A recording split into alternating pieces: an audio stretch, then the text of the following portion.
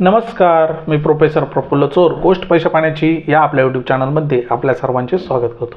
मी प्रथम आपल्या सर्वांची माफी मागतो, कारण काही वैयक्तिक कारणांमुळे मागील 1 महिन्यापासून मी आपल्या चॅनलवर व्हिडिओ हा बनवू शकलो नाही। इथून पुढे प्रत्येक आठवड्याला आपल्या चॅनलवर व्हिडिओ हे येत राहील।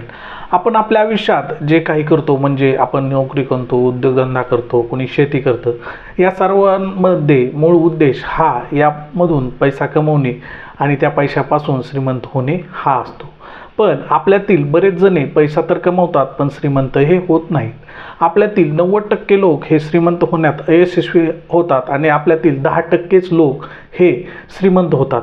कारण या 10% लोक हे पैशाचे योग्य नियोजन करतात आणि त्यांनी आपल्या आयुष्यात अशा काही सवयी लावून घेतलेल्या असतात की त्या सवयीचे ते योग्य पालन करतात आणि त्यामार्फत ते श्रीमंत हे झालेले आहेत।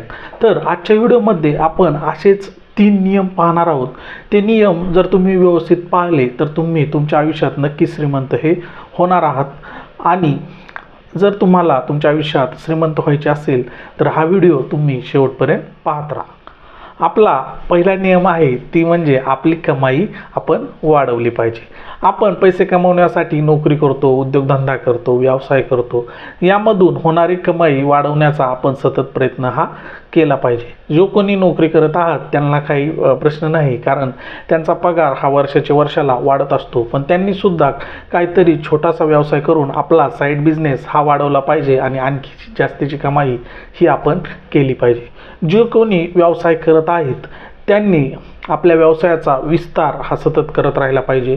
त्या व्यवसायातील नवीन संधी ह्या शोधल्या पाहिजे आणि त्या व्यवसायाला पूरक एखादा छोटासा नवीन उद्योग व्यवसाय आपल्याला चालू करता येत आहे का याचा सतत प्रयत्न हा करत राहिला पाहिजे आणि यामधून आपली कमाई ही सतत वाढवली पाहिजे। जे कोणी शेतकरी आहेत त्यांनी शेतीला एखादा जोडधंदा चालू करून आपल्याला आणखीन पैसे कसे कमवता येतील याचा सतत विचार केला पाहिजे।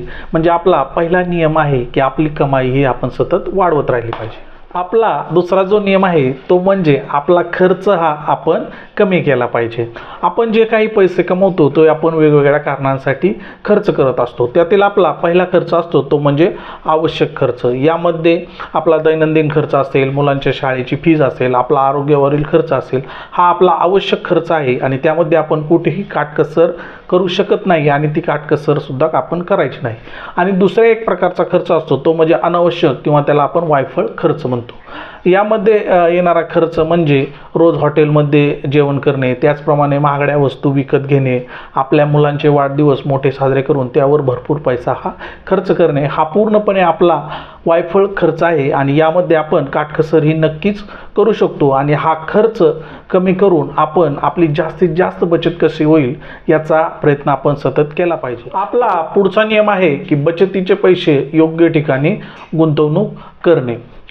बचतीचे एक साधे, सोपे आणि सरळ सूत्र आहे, ते म्हणजे आपले कमाई वजा खर्च इक्वल टू बचत।